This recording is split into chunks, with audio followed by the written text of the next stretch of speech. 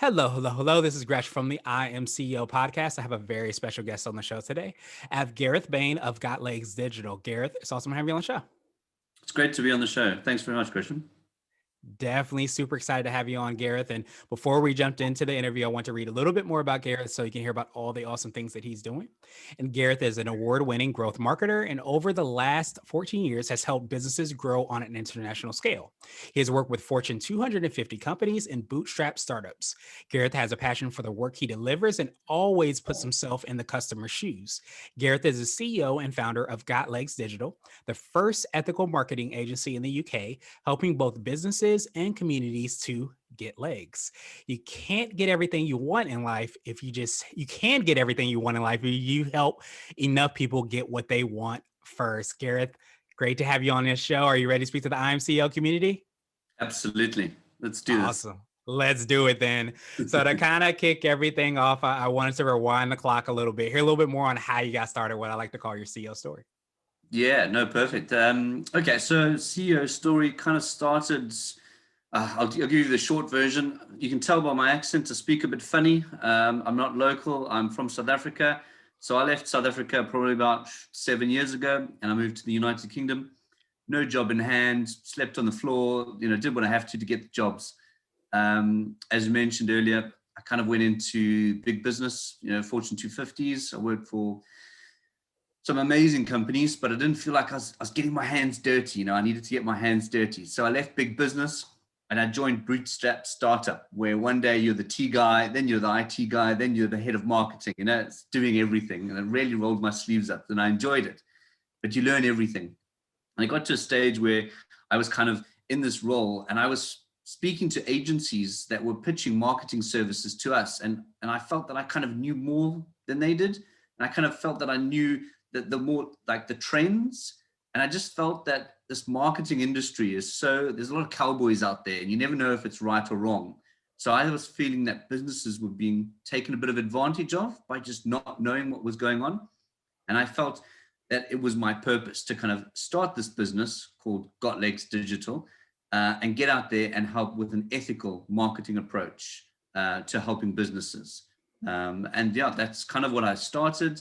The name Got Legs got an interesting meaning. It's a commercial side and a philanthropic side. We help businesses get legs, grow, get back up on their feet, traffic. And then the philanthropic side of it comes into that every client that we work with, we donate prosthetic legs to amputee survivors throughout Africa. So that's the ethical approach to the business as well. And it's been a really enjoyable and fulfilling ride so far. So I'm really looking forward to what the future has in store. Yeah, well, I definitely appreciate you for breaking that down so much, and can hearing the transition from the big 250s as you kind of talked about, working at and not being able to kind of roll up your sleeves and have all that type of experience and maneuvering and translate into the startups, and how that gave you that opportunity to really, as you said, roll up your sleeves, wear different hats, so to speak, and get to kind of see the business from so many different vantage points, I imagine. But I love that you talked about creating that digital agency, with the ethics at mind. Because I think the first time that we connected, we talked a little bit about that, how a lot of the clients sometimes don't know, right from wrong. And a lot of times people will take advantage of them. So I definitely commend you for really doing that and having that as a foundational principle. And of course, all the philanthropic things you're doing in addition as well. Yeah, it's funny. Whenever we talk to business owners, we like to work ourselves out of a job. People look at marketing as an expense.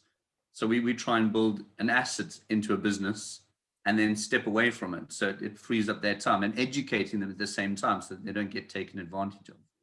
Yeah, absolutely. And I think the word that kind of comes to mind when I hear that is that empowerment piece. And I think so many times people they want to control, and you hear this a lot in, digital services, definitely, marketing, but also in IT, like kind of holding the company hostage to some degree because they need you to be able to do whatever it is that they're hoping to accomplish. But I love that ethics approach. I love that empowerment approach that you have, in the foundation of your business.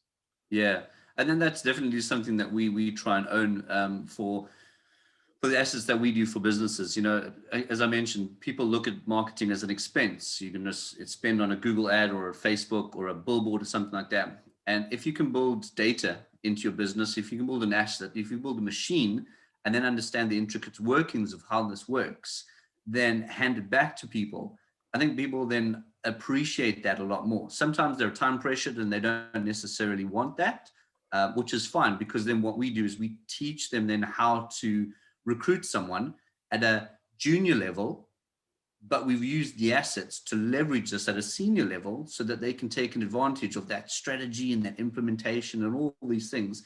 And then we step back and then we just kind of monitor from a quarterly basis to help them as and if required. And I think a lot of people appreciate that. They're in charge of their marketing, but they've kind of got like a little consultant, a little expert on their shoulder here that's going, yeah, this is right, this is not, but not on the retainer type of approach. Yeah, that makes a lot of sense, and it allows them to again, feel empowered, but also to empower the people that are around them to be able to succeed. Those people that they're able to recruit and to bring on, and so Mm. I know you touched a little bit upon like how you work with your clients. Could you drill down a little bit more upon that and tell us a little bit more on how that process works? Yeah, so it's a bit weird. I've never really wanted to specialize in my career. I mean, I've been in marketing now and digital marketing the last 14 years, but I've never wanted to kind of be like I'm a Google expert or a Facebook expert, LinkedIn. So I've got a background in PR, I've got a background in brand, social and stuff. So I've got quite a holistic and broad approach to marketing. So kind of what we do is we're not channel specific. We look at the best approach that a business needs to take. So again, for a business owner they don't really know what they need. If they go out to a Facebook agency, like you need Facebook ads, go to Google, you need Google ads. Whereas we got that approach that like, this is what's best for you. So what we do into businesses is it's got our three little words. It's innovate, automate, and grow. Okay. We go in there and we look at innovation on how we can make and improve the system that they've got at the moment.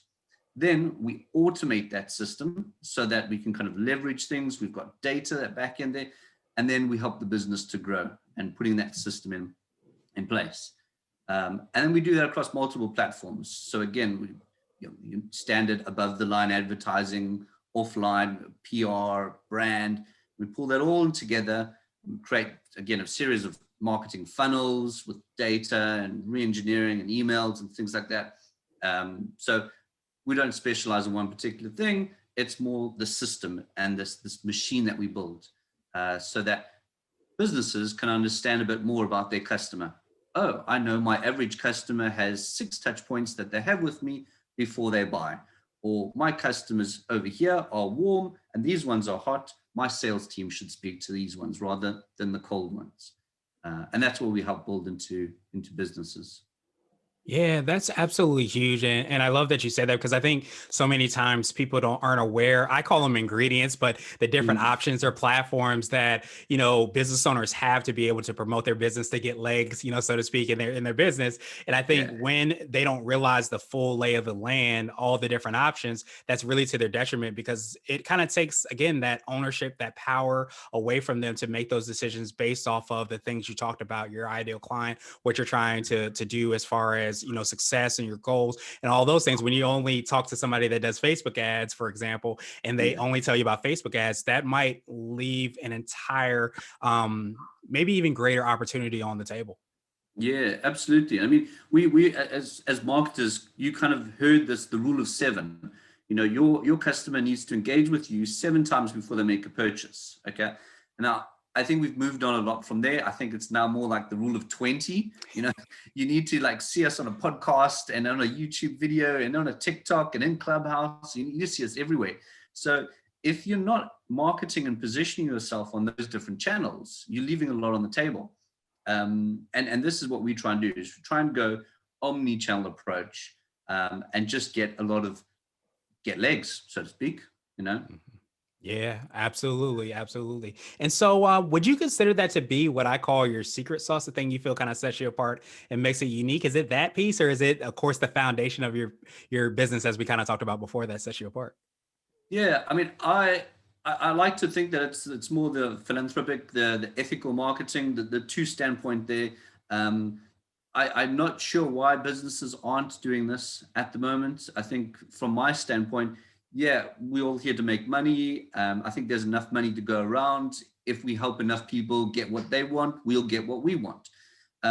So it's very much like, if you can get a portion of your income that can then be donated to a charitable deed or a good deed or community that's in need, we're uplifting everyone. We're uplifting a society. And there's less strain than on government for that. So we're really trying to push that element. But then also at the same time, we're just trying to teach ethical marketing principles out there. So you could say in some areas, we're trying to create an industry need and take that industry need into a more ethical approach. Again, a lot of the industry, SEO specifically, there's a lot of shady stuff that goes on, black hat, white hat, with SEO stuff. How do we take the ethical approach that businesses know, right, these guys or this industry or these companies are ethical in their approach? Yeah, and that's so huge. And I even hear how those things overlap, which is why I use the word foundational, because I heard you say, giving the client the option, as you talked about, in, the holistic approach, and not being stuck to one specific lane, I guess you can say, as far as like how to market the business. To me, it gives the client options. And as you said so well before, whenever you're going through that process and you're helping a client, get their legs, you're helping them to not just get their legs to stand up one time, but so that they can move forward and continue to kind of progress from there, it sounds like. Yeah, no, absolutely. I mean, we've just closed off now the end of the financial year, and over the last year, through a pandemic, we were able to donate 137 legs to people. Mm. Okay, that is 137 people's lives that we've impacted. That didn't have the opportunity to go to school, go to university, create an income. So in terms of our business, we don't set monetary KPIs. We want to hit X by then. It's how many people, how much impact do we want to have in the lives of others next year? And I mean, again, our purpose for the company existing, our kind of our mantra is impacting people, changing lives one step at a time. You know, Mm. and it goes both onto the commercial side and on the philanthropic side. One step at a time. As I say, we're working with businesses. We're not going to be an overnight success, if you're doing Facebook or Google, but it's one step at a time. Same with the guys that we're giving the legs to. Once they have a prosthetic leg, they need to learn how to walk with it. It's now a change in the mindset as well, because they might have been in a state of depression, a burden on their family, but now they're financially independent. Now they need to move on and past that. Now they're a committed member to society, which is so powerful. And when you tell your customers and your clients that you've been working with for over a year, thank you for working with me. This is Kelly, and this is what you've helped her do. And, this is Sipo, and this is how, he's now going to university just by you working with me. Those stories are like, wow, that's amazing. I didn't know that. Yeah, absolutely. And that's so huge. And I would say that's definitely the definition of, social entrepreneurship, and being able to sometimes people don't realize that you can, be successful in many different ways. You could do it financially, obviously, in the bottom line, so to speak, but you can also take that bottom line, have a really strong purpose that's impacting lives. So you create not just a win-win opportunity, you create a win-win-win-win opportunity, because you're Yeah. making a huge impact in the world and society, and so much further than we can sometimes see. Yeah, absolutely. I mean, it goes even another level. If these days, I mean, millennials that are kind of moving into the workforce now, gone are the day of people were just lucky to get a job, and you would work at that job for 40 years, and then you'd get the key or the watch at the end. Now, millennials and people are coming in there going, I want to know the organization I'm working with is ethical, it has purpose, it's doing good in the world. So by having this type of a philosophy, you then are attracting the talent that are not necessarily money focused, but are purpose focused, environmental, longevity. So you're able to then recruit top talent, retain top talent, because now they see the impact that they are doing. And if they leave the business, they're missing out on this, So it's multi-level, and culture, again, company culture forms another massive part of running a successful business. Yeah, absolutely. And we sometimes forget that people that are on the team are, living and breathing and even talking about that culture in, vocal ways, but even in non-vocal ways as well, too. So you Yeah. have to be very clear and aware of what, we're doing from that standpoint. And so I wanted to switch gears a little bit, and I want to ask you for what I call a CEO hack. So this could be like an app, a book, or a habit that you have, but what's something that makes you more effective and efficient? Good question. We all love hacks. I think I've got two, and these have kind of revolutionized how I see things. The first one, my little hack is I used to read books, and I just found books were getting too long to get through a book. So I've moved on to Audible books. But the one thing that I found, I was listening to audio books at like 1.5 speed and 2 speed, and it goes in and out. It goes in and out your ears, and you just don't take it. So now what I do is I make sure that whenever I'm reading the books, I now open my notes section in my phone, and I'm actively participating in the book. Anything that's important, I jot it down. So now I have a whole catalog of books in my phone that I have the top 20 or the top 10 notes from that book that I can always refer back to as I go back, which has really, really changed how I've been able to grasp information. It's been really great. And I suppose the second little hack that I've done is we've all found ourselves writing these long emails when you're briefing in changes or you're trying to get something, and then it's like over here, then click this. I found screen recording on the stuff that you're doing and just talking through it saves up so much time, saves up so much confusion, so much thing. So this little hack has been amazing with drawing up SOPs, briefing in changes for design works, creating, just ad formats and stuff like that. And it's just so simple, and it saved me so much time. So those would be my definite two hacks. Nice. I absolutely love, both of those hacks, and definitely the screen recording, because I think so many times we, especially in this digital world, I should say, sometimes don't literally have somebody looking over our shoulder while we're doing something. So that's like the next best thing. And it allows you to kind of save time and not have to repeat those things, make sure that you're saying things correctly because you're actually doing it and somebody can watch it. Or if they're audio driven, they can actually listen to it and double check and make sure it's going correctly. So it gives that opportunity again to kind of set that culture, set your team kind of up for success. And I absolutely a huge fan of audiobooks as well too. So getting the opportunity to not just listen, but actively listen, whether it be audiobooks or I even found in Kindle books, being able to kind of underline and do all those things give me the opportunity to kind of retain that information so that you can hopefully implement it in business and in life. Yeah, absolutely. I mean, you depending on how many books you read, like I was at one stage going through a book a week, and it's like Mhm. it then just becomes a process of I just need to get through a book, and it's Yeah. what did I actually learn? What did I implement? So it's taking the time, putting that down, and the amount of information, the value that you have in those notes that you've got, and just reading through them, occasionally. Let's not go through an Audible book, but let's just spend a week going through the notes that I've made and implementing into my business. A lot of people have shelf development, they don't have self development. It just the book Mm. on the shelf, and it's there, and it's great, and it's not actual self development. You haven't implemented anything. So it's just mindful to just take that into consideration when we're reading books. And yeah, I've just found that super useful. Yeah, absolutely. That letter is definitely missing for a reason. It's self-development, not shelf-development. So I absolutely love that. And it is so important to remember why we're doing what we're doing. We're doing it so that we can kind of improve ourselves. So taking that extra time to be able to kind of write those things out and go and review them is only going to develop ourselves, not develop our shelf. It's what we're ultimately kind of looking for. So I love that, Garrett. And I wanted to ask you now for what I call a CEO nugget. So this could be a word of wisdom or piece of advice. It might be something, if you were to hop into a time machine, you would tell yourself, or potentially you might tell a client as well. Yeah.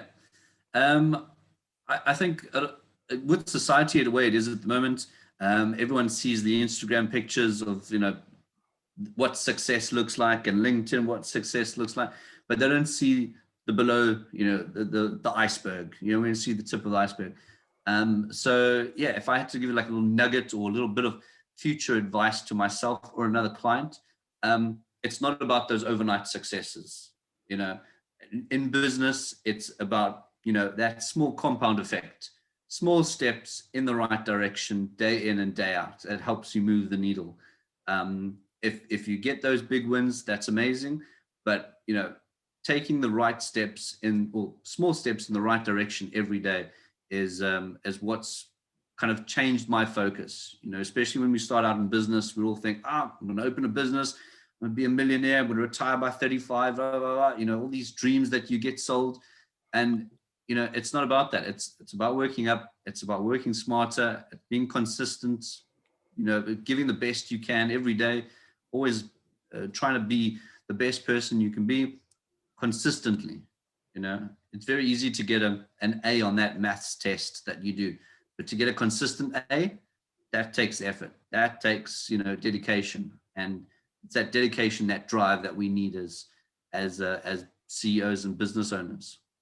Yeah, I think that's absolutely huge. So many times I'll say it's not a sprint, it's a marathon. And to remind myself, because a lot of times because of social media, Instagram, and so many different ways, we kind of see that snapshot of success. We don't see how long it took that person to get there. And one of my favorite quotes is the secret to the overnight success is it takes 10 years. And I think if you remind ourselves of that, we respect the process, we respect the ups and downs and all arounds that kind of go throughout, our journey. And so I want to ask you now my absolute favorite question, which is the definition of what it means to be a CEO. And we're hoping to have different quote unquote CEOs on the show. So Gareth, what does being a CEO mean to you? I think being a CEO is kind of like the captain of the ship. You need to be able to be on the deck and looking out far in the future with the vision and knowing where you're leading this vessel, knowing where you are now and where you need to be. But you also need to have the ability to go down below deck and to speak with the team that are running the show and have that oversight and the respect that you can take, this vessel, this team in that direction. So for me, being the captain, it's being able to kind of motivate a team, but having the direction of where you're needing to be taking them. That's important. So yeah, that's I think for me is I always see myself as my own little captain of my ship here. Yeah, I absolutely love that. I appreciate you for giving that visual because I think you're absolutely right. You want to see what's kind of coming before you. But as we kind of talked about, even in your CEO story, you want to make sure that you understand each of the different aspects of the ship too, and can be able to kind of create that culture, that company culture, so to speak, so that people are able to be successful and understand how all those things intertwine into the mission and vision that we ultimately hope to have. So Garrett, Yeah. truly appreciate that definition.